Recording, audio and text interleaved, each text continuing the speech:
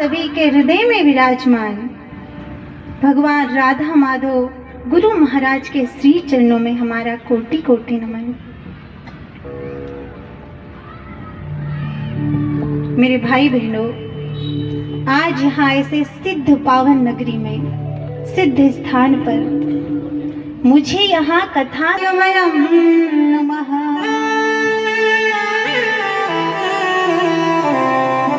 सरस्वती माता तोहे बीनौ विद्या दीजो मोय कंठ कोकिला हरि बसे पुरनित उठ जाचूं तो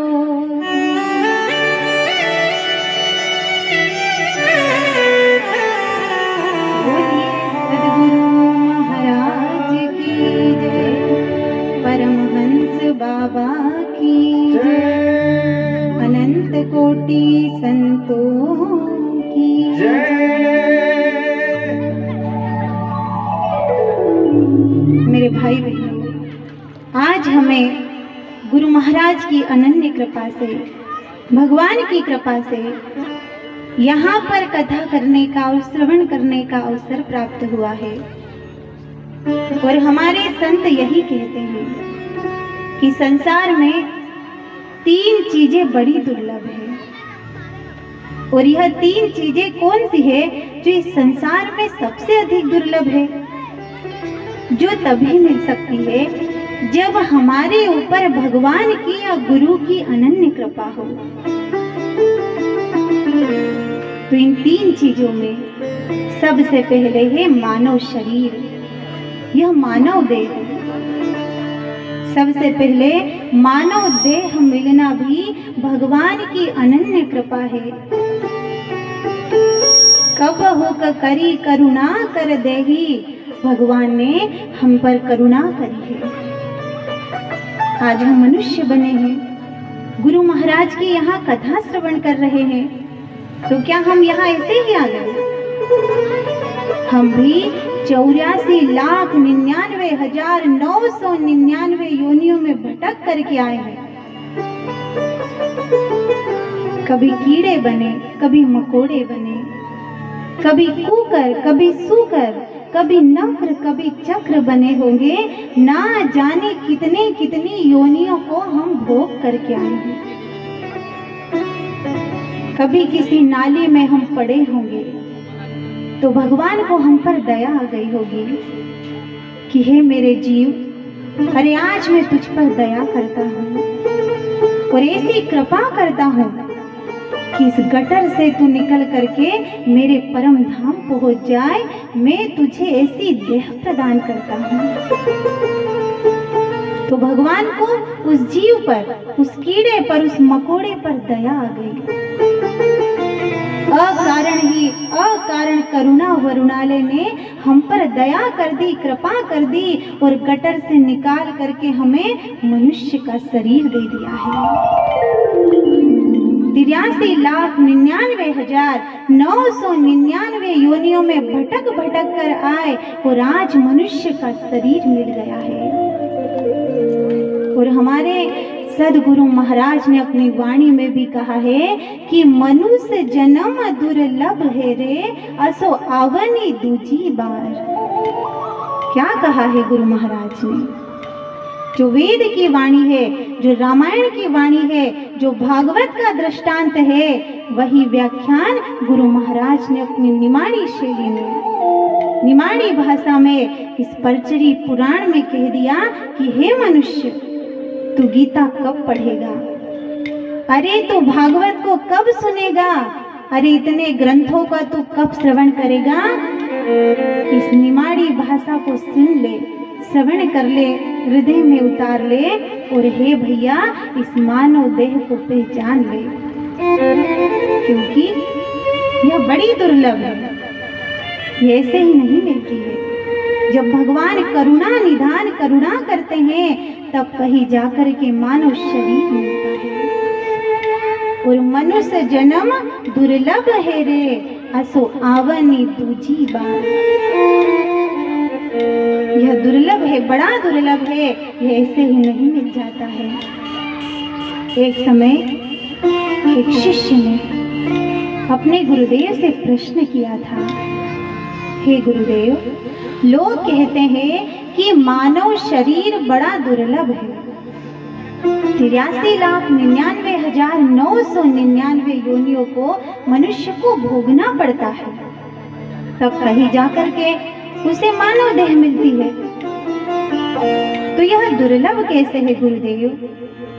कृपा करके आप हमें उदाहरण देकर बताइए, प्रैक्टिकल करके बताइए, तब तो हम मानेंगे कि यह दुर्लभ कैसे है। तो गुरु महाराज भी थोड़े प्रयोगवादी थे। गुरु महाराज ने भी अपनी झोली से एक पत्थर निकाला और इसी पत्थर को अपने शिष्य को दिया और कहा, सुन बेटा, अरे इस पत्थर को लेकर के तू बाजार में जाकर के भ्रमण करना। जब तू बाजार में भ्रमण करेगा तो इसकी कीमत पूछ करके आना कि इसकी कीमत क्या है। इसे बेचकर नहीं आना है, केवल तू जहां जाए इसकी कीमत को पूछ करके आना। अब शिष्य तो चल पड़ा। गुरु महाराज ने कहा है कि वह प्रैक्टिकल करके दिखाएंगे, तो अवश्य ही गुरुदेव हमें प्रैक्टिकल करके दिखाएंगे। अवश्य ही मुझे जाना चाहिए। आज यह शिष्य इस पत्थर को लेकर के नगर में भ्रमण करता है, पूरे बाजार में भ्रमण करता है शिष्य, और तब कहीं जाकर के उसे एक सब्जी वाली की दुकान दिखाई देती है।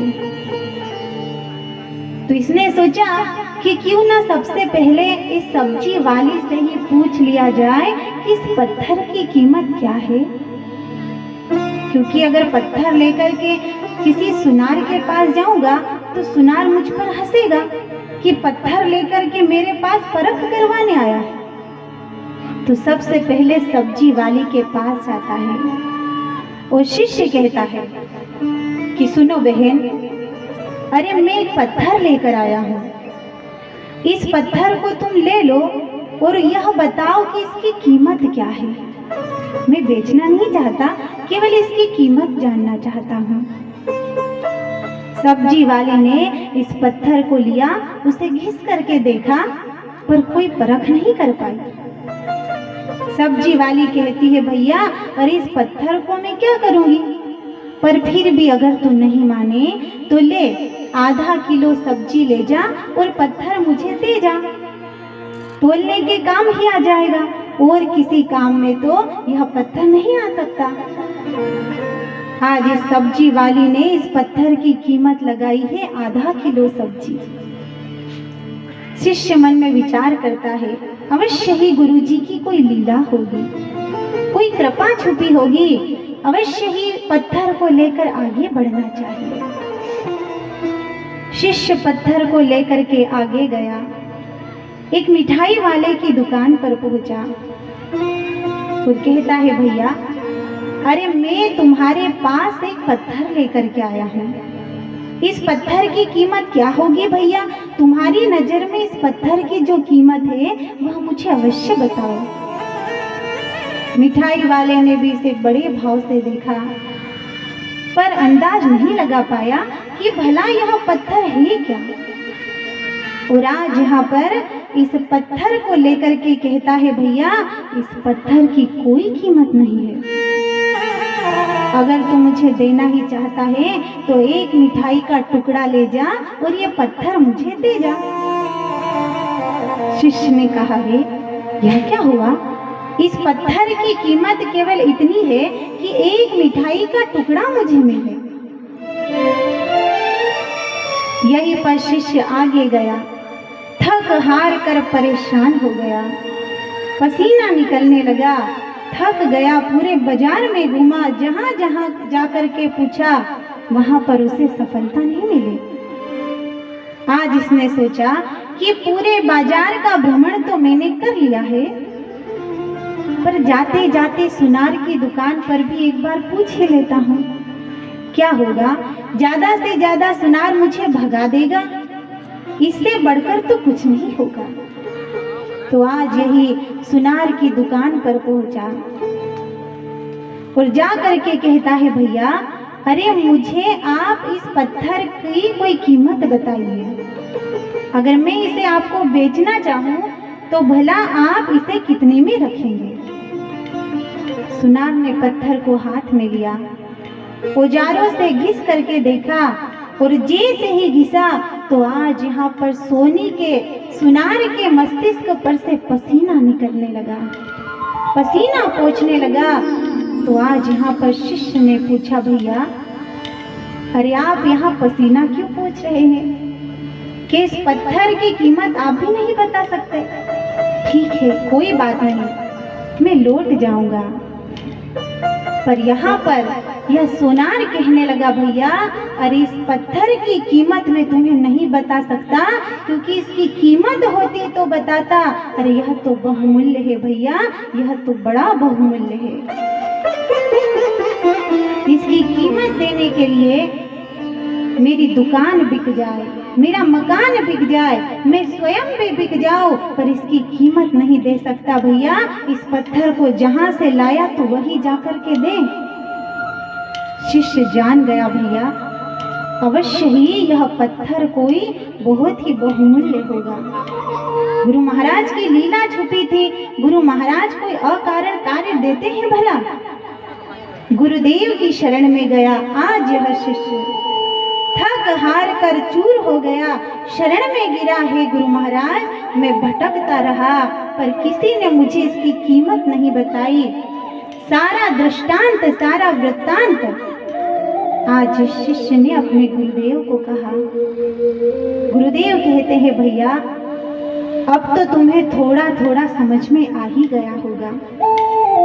सुन मेरे बेटे, यह जो पत्थर है यह कोई साधारण पत्थर नहीं है, अरे यह पारस पत्थर है। इस पारस पत्थर को लेकर के तू सब्जी वाली के पास गया, वह कीमत नहीं जान पाई। मिठाई वाले के पास लेकर के गया, वह कीमत नहीं जान पाया, क्योंकि उनके लिए यह पत्थर 2 कौड़ी का था। पर तू सुनार के पास लेकर गया, सुनार ने घिस कर के देखा, जोहरी ने घिस कर के देखा और इसकी परख कर ली। इसी प्रकार से हे मेरे शिष्य, यह मानव शरीर भी पारस पत्थर के समान है। जो मानव इसकी परख कर ले उसके लिए यह बहुमूल्य है। मनुष्य जन्म दुर्लभ है, जिसने जान लिया, और जिसने नहीं जाना उसके लिए तो यह मानव शरीर भी केवल 2 कौड़ी का है, इससे ज्यादा का कोई दाम नहीं है। तो मेरे भाई बहनों, इसी प्रकार से यह मानव शरीर उसके लिए बहुमूल्य है जिसने जान लिया है, भैया इस संसार में यह मानव शरीर फिर नहीं मिलेगा। एक बार मिला है, बार बार नहीं मिलता है। केवल इसी जन्म में मैं धर्म कर्म कर लूं, सदकर्म कर लूं, सत्संग सुन लूं, यही मेरे लिए परोपकार है। किसी संत ने कहा है, हो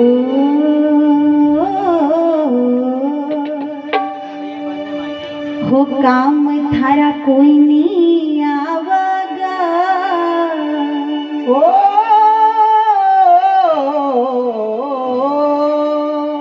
काम थारा कोई नहीं आवागा रे, काम थारा कोई नहीं आवागा, थारा कोई नहीं आवागा रे, काम थारा कोई नहीं आवागा। तू जपिला हरि को नाम, काम थारा कोई नहीं आवागा। अरे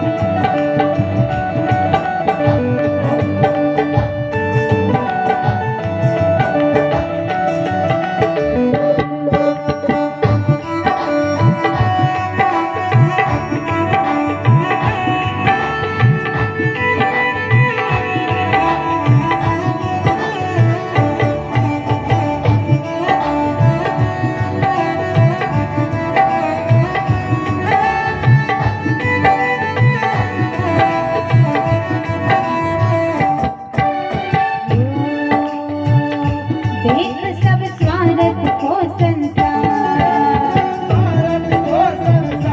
एक सब स्वार्थ को संसार, मात पिता सुत भ्राता नार, ओ मात पिता सुत भ्राता नार, तू अपने दिल में सोच विचार, तू अपने दिल में सोच विचार, लौट वापस नहीं आवा करे, लौट वापस नहीं आवा करे, तू भजला हरि को नाम काम कर कोई नहीं आवागा, तू भजला हरि को नाम काम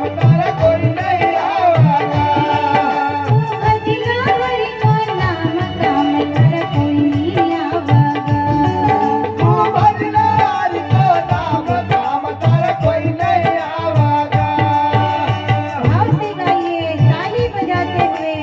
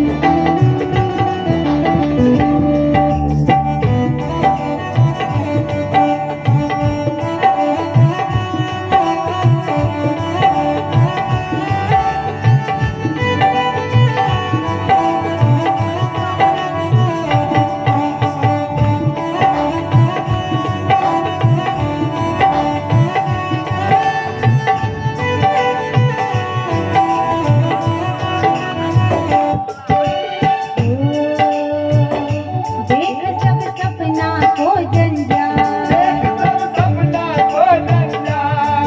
सब सपना को जंजाल, लपेटे ऊपर माया जाल, लपेटे ऊपर माया जाल, हरि को सुमिरन कर तत्काल, हरि को सुमिरन कर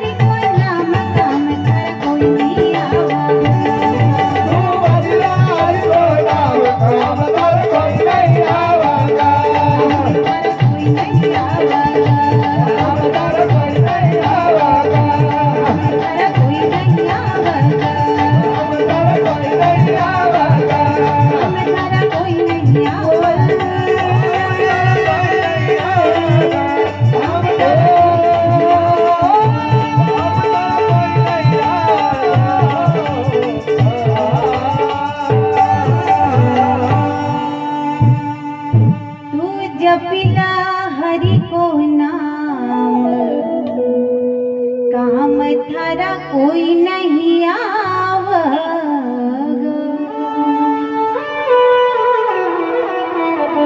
तो इसी प्रकार से भगवान ने कृपा करी और हमें यह मानव शरीर, यह दुर्लभ शरीर प्रदान कर दिया। अब हमें मनुष्य का शरीर तो मिल गया, पर मनुष्य का शरीर पाकर के भी सत्संग में, भगवान में मन लग जाना, यह बहुत बड़ी कृपा का विषय है। नहीं तो भगवान के हम सत्संग में बैठे रहे और भगवान की कथा में हमारा मन नहीं लगता।